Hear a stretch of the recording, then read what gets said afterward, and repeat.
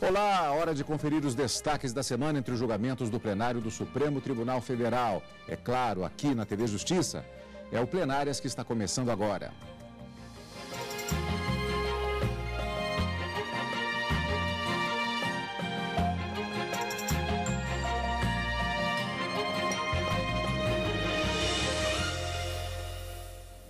Hoje, com os principais momentos das sessões dos dias 13 e 14 de maio de 2015, respectivamente quarta e quinta-feira.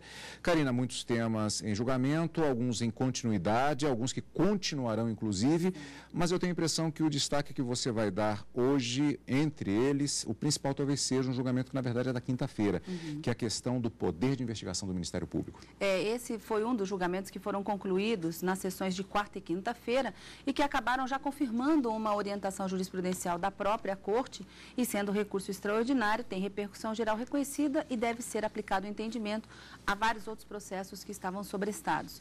A maioria dos ministros acabou entendendo que o Ministério Público pode sim fazer uma investigação preliminar, pode conduzir as investigações antes da propositura da ação penal, não é monopólio, não é exclusividade da polícia, mas deve conter deve ter algumas observações, deve ter alguns limites em relação a essa investigação que a gente vai acabar destrinchando ao longo do programa. Mas na quarta-feira, temas importantes vieram a julgamento, mas todos eles acabaram suspensos ou em razão de pedidos de vista, como foi a grande discussão em torno da constitucionalidade de uma portaria do Ministério da Educação, do MEC, que altera os critérios para a aquisição de financiamento de estudante para o ensino superior para o FIES.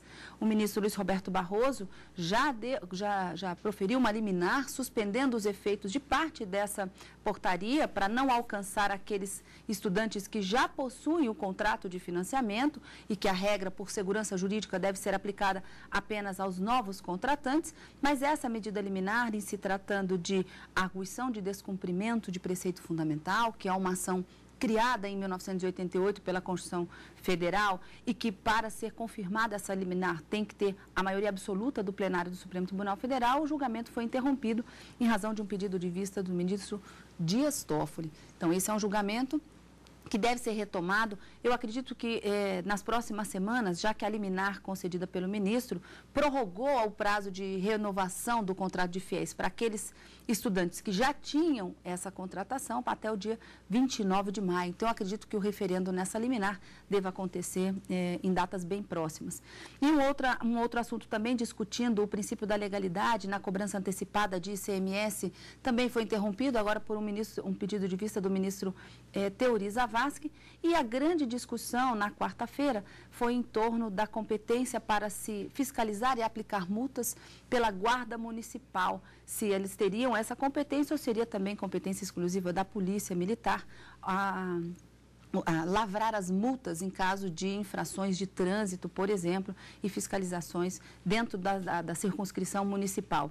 O julgamento não foi concluído em razão de um empate ocorrido no plenário do Supremo Tribunal Federal, considerando que alguns ministros estavam ausentes justificadamente e em razão também de uma cadeira ainda vaga em razão da aposentadoria do ministro Joaquim Barbosa, que ainda não houve a nomeação. Enfim, uma semana de bastante trabalho, mas que o grande destaque, como você mesmo disse logo no início, é sem dúvida a confirmação do poder de investigação do Ministério Público nessas investigações preliminares na fase de inquérito ainda. Tema que vamos ver daqui a pouquinho com relação à sessão plenária da quinta-feira. Começando, como sempre, com a sessão realizada na tarde desta quarta-feira, na qual os ministros, como já adiantou a Karina, iniciaram o julgamento de um recurso extraordinário que discute a competência dos guardas municipais para aplicar multas de trânsito. O caso chegou à corte após o Ministério Público de Minas Gerais questionar o Estatuto da Guarda Municipal de Belo Horizonte, que atribuiu aos guardas municipais a competência para aplicar multas e fiscalizar o trânsito na capital mineira. Para o MP, essas atribuições são da Polícia Militar, mas a procuradora do município defendeu a atuação dos guardas municipais. Por certo, a decisão do Tribunal Mineiro, objeto do recurso extraordinário do Ministério Público, deve ser mantida mantida por estar correta e, inclusive, em consonância com julgados deste Supremo Tribunal Federal sobre a matéria. O relator do recurso, o ministro Marco Aurélio, deu parcial provimento ao pedido por entender que a Guarda Municipal somente pode exercer essa atribuição em caso de proteção dos bens, serviços e equipamentos do município. Não podem os municípios criar atribuições para a Guarda Municipal em desarmonia com as regras editadas pelo Congresso Nacional. A propósito, transcrevo para efeito de documentação os preceitos do Código de Trânsito Brasileiro e reproduzo ainda dispositivos da Lei Federal 13.023, de 8 de agosto de 2014, que instituiu recentemente o chamado Estatuto das Guardas Municipais, e transcrevo: a União, na competência legislativa privativa prevista no artigo 22, inciso 11 da Constituição Federal, não proibiu a Guarda Municipal de aplicar multas de trânsito. Ao contrário, os artigos 280, parágrafo 4º do Código de Trânsito Brasileiro e 3º, inciso 3, e 5º, inciso 6 da Lei 13.022 de 2014, autorizaram. A Guarda Municipal não pode atuar na repressão de infrações de trânsito quando não estiver em jogo a proteção de bens, serviços e equipamentos municipais, nem ultrapassar as fronteiras da competência dos municípios fixadas pela legislação federal. Essa circunstância conduz a conferir-se interpretação conforme a Constituição, a Constituição aos dispositivos atacados pelo Ministério Público Estadual, de forma a restringir as competências da Guarda Municipal, consideradas as balizas estabelecidas acima. Por conta dos limites à atuação da Guarda Municipal em matéria de trânsito, afasto a alegação de contrariedade ao princípio da eficiência. As atribuições da Empresa de Transportes e Trânsito de Belo Horizonte, ao menos sob a perspectiva constitucional, não se reduzem à proteção de bens, serviços e instalações municipais, no que não haveria sobreposição de funções entre as duas instituições. Notem a propósito que o empréstimo de poderes relativos à Polícia de Trânsito a pessoas jurídicas de direito privado, como é a citada empresa, é de duvidosa, para dizer o mínimo, constitucionalidade, tendo sido reconhecida a repercussão geral do tema no recurso extraordinário com agravo 662-186 da relatoria do ministro Luiz Fux, submetido ao regime dos artigos 543-A e 543-B do Código de Processo Civil, ainda pendente de julgamento.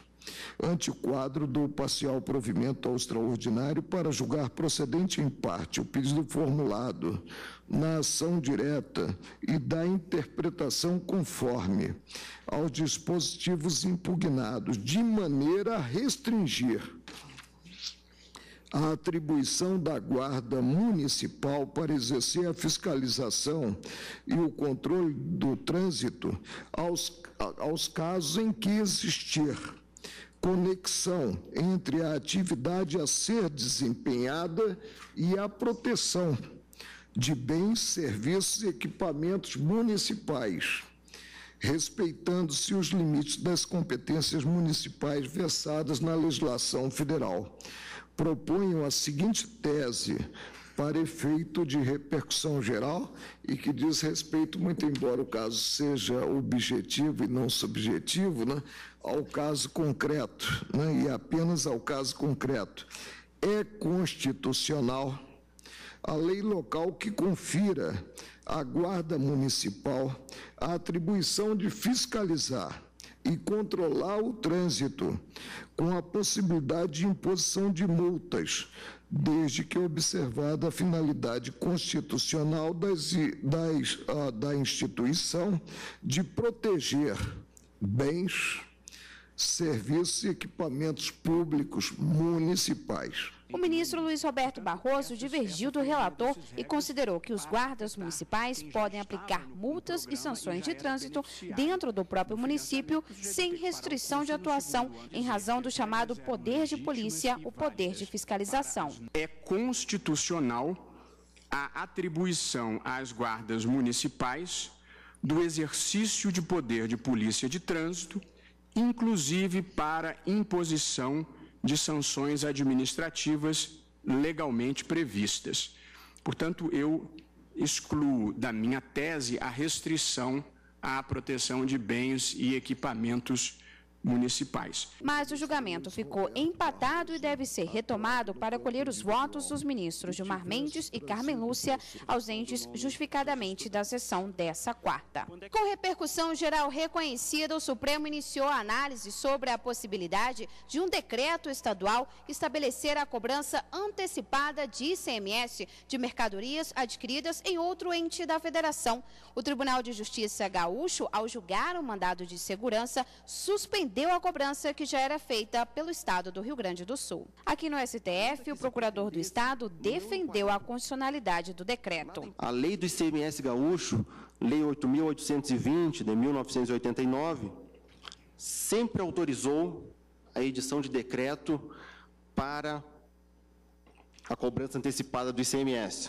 O relator do caso, o ministro Dias Toffoli, negou o recurso. Ele considerou que a fixação de prazos para o pagamento de tributo não é compatível com a Constituição e deve ser estabelecido por lei. Impossibilidade de, por simples decreto, como acabou fazendo o fisco gaúcho, se exigir o pagamento antecipado do ICMS na entrada da mercadoria no território do Rio Grande do Sul.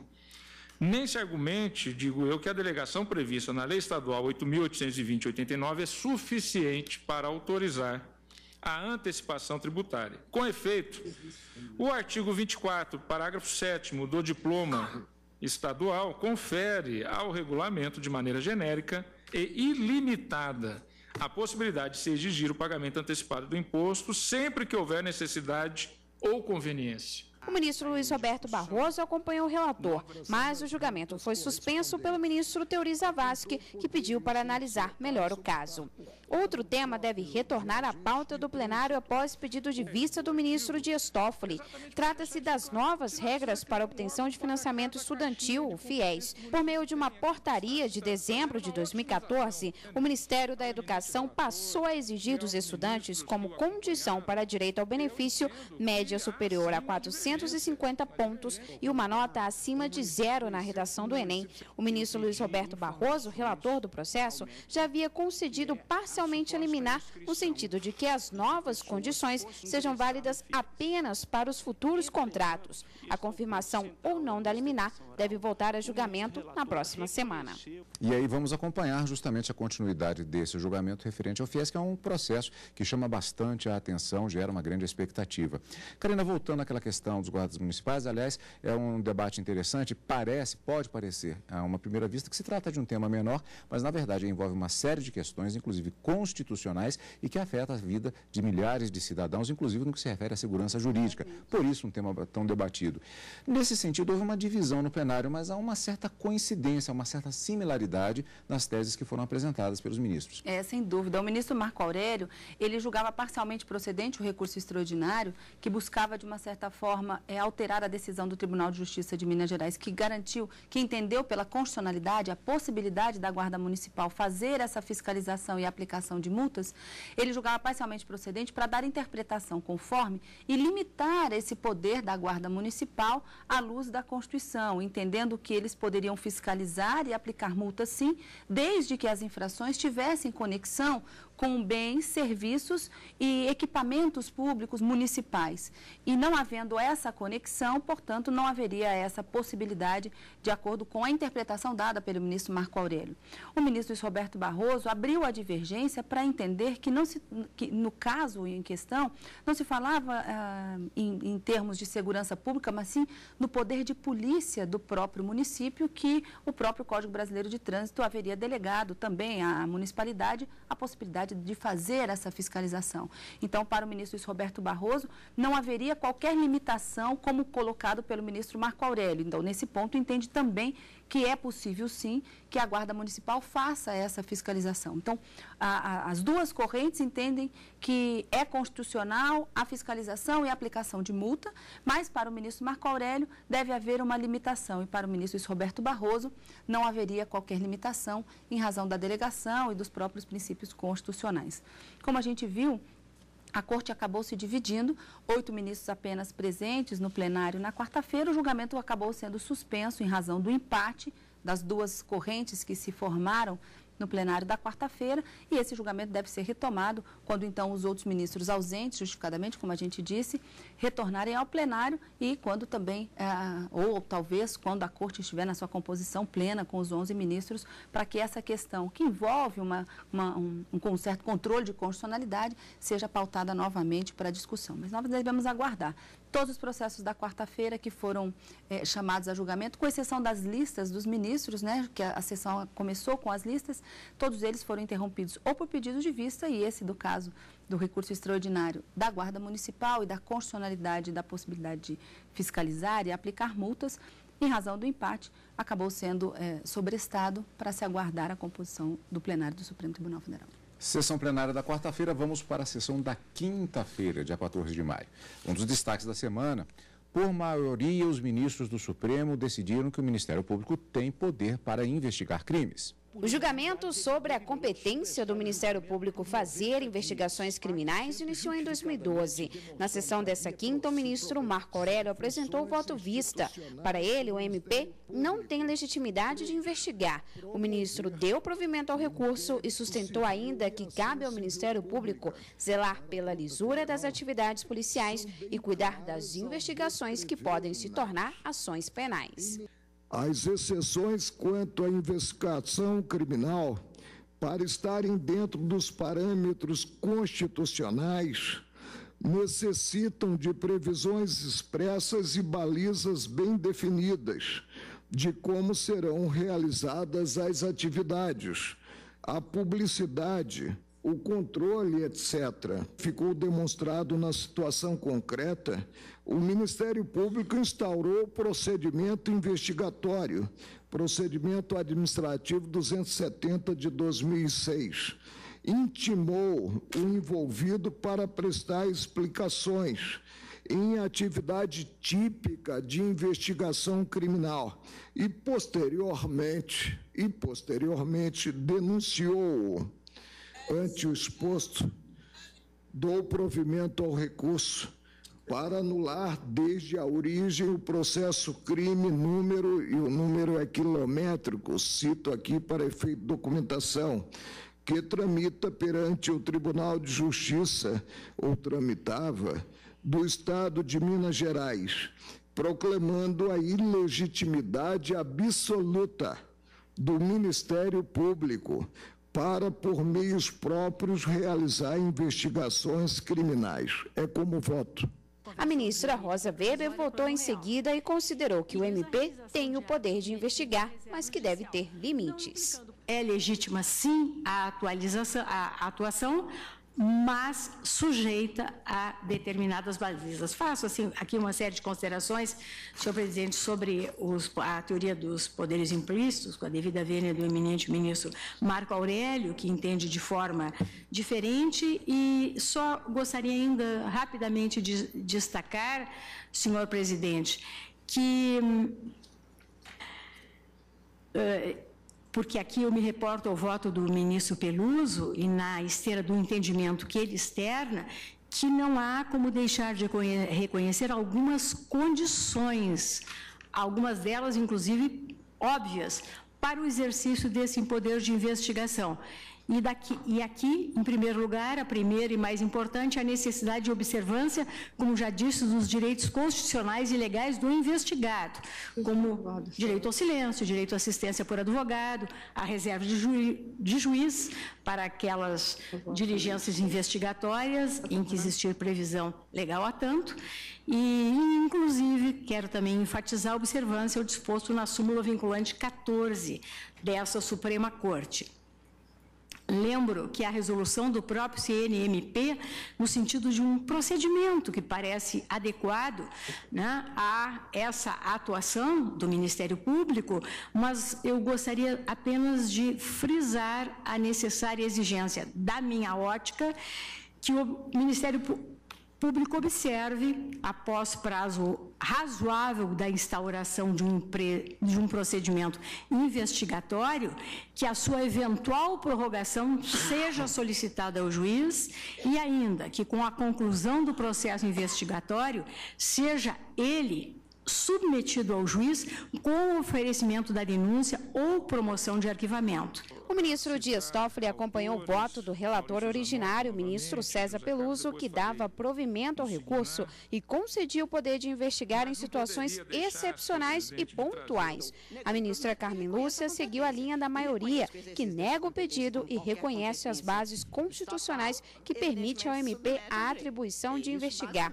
O decano da Corte, ministro Celso de Mello, sugeriu a tese do julgamento por se tratar de um recurso com repercussão geral reconhecida. O Ministério Público dispõe de competência para promover, por autoridade própria, investigações de natureza penal, desde que respeitados os direitos e garantias que assistem a qualquer indiciado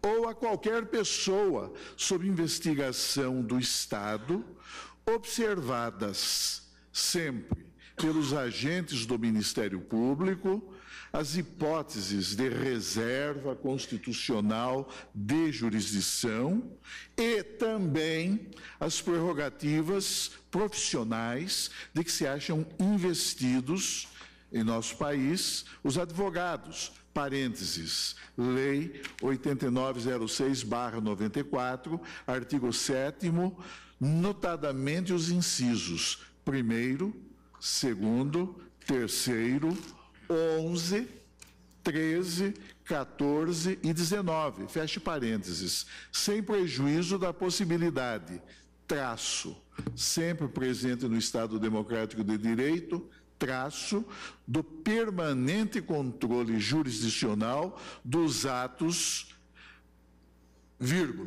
necessariamente documentados, praticados pelos promotores de justiça e procuradores da República. O Ministério Público dispõe de competência para promover, por autoridade própria, e por prazo razoável, investigações de natureza penal. O Procurador-Geral da República ressaltou que a decisão reforça o trabalho compartilhado entre a polícia e o MP. A decisão de hoje, ela vai provocar, como já reiterado aqui por todos os senhores, um trabalho cooperado do Ministério Público com a polícia. Não se quer aqui estabelecer uma cisão de Ministério Público de um lado e polícia de outro. Não, o que se quer é o trabalho cooperado de ambos. O Ministério Público pode contribuir com a investigação naquilo que lhe é próprio e não se nega que a polícia pode contribuir e muito com a investigação que lhe é própria. Os ministros aceitaram embargos de declaração apresentado pelo Sindicato dos Trabalhadores do Ramo Químico e Petroleiro da Bahia. A entidade questionava a decisão que alterou o resultado de um julgamento de um recurso extraordinário da segunda turma do STF. O plenário, por maioria, restabeleceu a decisão inicial do RE. Sobre esse tema, os ministros também confirmaram que os embargos de declaração não se prestam a corrigir possíveis erros de julgamento. Sessão plenária da quinta-feira, portanto, Karina, como vimos, inclusive, tese colocada, como acontece, inclusive, no caso de recursos extraordinários, com repercussão geral reconhecida, fica aqui, portanto, a minha pergunta no sentido de que o que o Ministério Público, em termos de investigação criminal, não pode fazer? Os ministros acabaram, de uma certa forma, limitando essa atuação, entendendo que durante essas investigações, o Ministério Público tem que garantir os direitos de todos aqueles que estão sendo indiciados ou investigados, as prerrogativas da advocacia e do exercício da função dos advogados também devem ser observados nos termos previstos no Estatuto da OAB. Algumas cláusulas são chamadas cláusulas de reserva de jurisdição. São circunstâncias que apenas o juiz pode autorizar que se faça e o Ministério Público não poderá fazê-los ainda que na fase de investigação, como, por exemplo, determinar a busca e apreensão de bens em domicílio. Então, a violação de domicílio, a Constituição protege, garantindo a inviolabilidade desses domicílios, podendo haver essa quebra da inviolabilidade em determinadas circunstâncias, como, por exemplo, em razão de ordem judicial, que vai ser cumprida durante o dia, enquanto houver luz solar. Então, o Ministério Público não pode determinar uma busca e apreensão com invasão domiciliar. Por quê? Porque isso é uma reserva constitucional de jurisdição. Apenas o juiz poderia determinar essa diligência. Não pode determinar a prisão de pessoas, porque isso também é reserva jurisdicional. Então, acabou que os ministros, ao acompanhar essa tese proferida pelo ministro Celso de Mello, acabou delimitando essas investigações para garantir direitos fundamentais, não só aos indiciados, mas aos advogados também, e limitar, de uma certa forma, esse poder que não é absoluto para o Ministério Público. Então, não se trata de exclusividade da polícia fazer a investigação, eles têm que atuar de forma conjunta. Me lembro até que a ministra Rosa Weber, ela começou o seu voto nesse sentido.